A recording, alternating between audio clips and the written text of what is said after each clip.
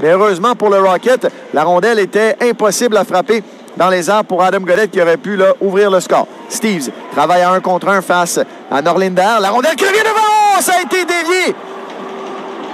Le tir de la pointe de Matteo Pietronero qui réussit la main à ses coéquipiers en premier, mais une rondelle qui a transpercé la muraille de Cayden Primo. On regarde, non, je pense que c'est effectivement là, au moment où on a lancé, empêche le Rocket de travailler. Schooneman réussit à déprendre la rondelle. Il a un peu d'espace devant lui, s'avance entre les deux cercles. Remise pour Richard, le tir de but! Anthony Richard sur une superbe mise en scène de Corey Schooneman. C'est l'égalité, 1-1. Quelle pièce de jeu de Corey Schooneman qui a vraiment pris contrôle, s'est amené en plein centre de la ligne bleue, s'est avancé presque entre les deux cercles, a feinté de tir et a remis à sa droite vers Anthony Richard qui lui était fin prêt à dégainer à partir du cercle de mise en jeu à la gauche de Petruzzelli. Transversal devant qui a été dévié! Une passe devant, j'ai l'impression que c'était même pas pour Abruzzese, mais c'est ce dernier qui a fait dévier ce disque et qui a trompé de la vigilance de Cayden Primo. C'est 2-1. Une passe qui, en juger par où il regardait, j'ai l'impression que Shaw voulait envoyer ce disque transversal du point de mise en jeu gauche au point de mise en jeu droit, mais c'est le bâton d'Abruzzese qui passait au bon moment, au bon endroit par le Rocket. Otto Leskinen vers Stevens. Une longue passe derrière, c'est pour Bourque. Il réussit à s'échapper. Gabriel Bourque, le tir et le but! Gabriel Bourque sur un jeu brisé au centre. Une longue passe, la bombe qui a finalement été trouvée avec une déviation auparavant. Il réussit à maîtriser cette rondelle et s'amener tout près du gardien en échappé. Il n'y avait pas beaucoup de temps pour prendre la vitesse. S'amène sur son revers au-dessus de la mitaine de Petruzzelli. Et c'était pas le lancer le plus violent, mais c'est le résultat qui compte. Et pour Gabriel Bourque, eh bien, c'est un 5e cette saison et il crée l'égalité 2-2.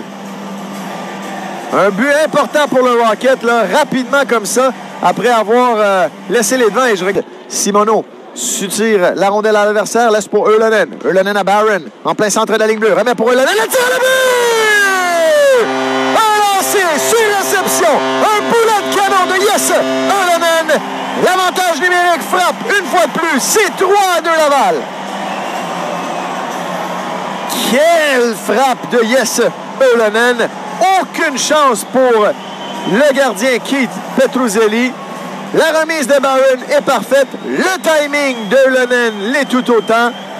Il était tout juste devant le cercle gauche à la droite de Petruzzelli. Et dès que la rondelle s'en venait là, du bâton de Barron, il n'est pas utilisé à outrance, mais en désavantage numérique, il fait le travail jusqu'ici. Le tir, oh, quel boulet de canon de Logan Shaw! Et c'est 3-3. Wow! Et vous l'avez entendu, là, ça a touché sous la barre transversale. Et c'est ressorti immédiatement. C'était un boulet de canon. Et c'est 3-3. Numérique pour une très courte période. Hollowell, le défenseur des Marlies, s'avance jusqu'en territoire adverse. Laisse pour Gaudette qui coupe devant. Et un bel arrêt de Primo. Retour devant et le but. Sur son propre retour. Adam Gaudette qui saute sur un... Eh bien, on a vraiment là, été... on a vraiment été subjugué par la montée d'Adam Gaudette qui a pris de la vitesse et il vient de donner un but important à son équipe ici. Là. Harvey Pinard tricote, s'avance en territoire adverse et rondelle interceptée. Logan Shaw va s'échapper à l'autre bout. Il est seul face à Primo, le tir et le but!